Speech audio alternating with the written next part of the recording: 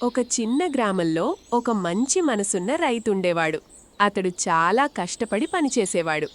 ఎవరికైనా కష్టం కనిపిస్తే సహాయం చేయడం అతని స్వభావం. ఒకరోజు ఉదయం పొలానికి వెళుతూ ఉండగా పొలిమేరలో ఒక పాము చలితో వణుకుతూ పడిపోయి ఉండడం అతడు చూశాడు.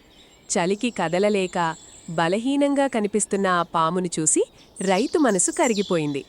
పాపం, చలితో చచ్చిపోతుందేమో అని అనుకున్నాడు.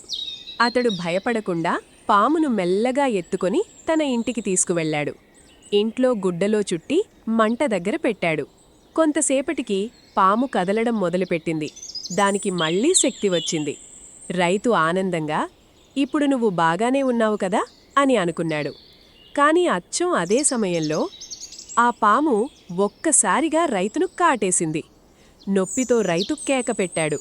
నేను నీ ప్రాణాలు కాపాడాను కదా, అయినా నువ్వు నన్నే ఎందుకు కాటేశావు అని బాధతో అడిగాడు.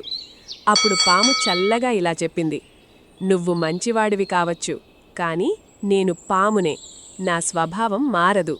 ఈ మాటలు విని రైతు చాలా బాధపడ్డాడు. అప్పుడే అతనికి ఒక విషయం అర్థమైంది. ప్రతి ఒక్కరూ మారతారు అని అనుకోవడం తప్పు. కొంతమంది ఎంత మంచి చేసినా వారి స్వభావం మారదు.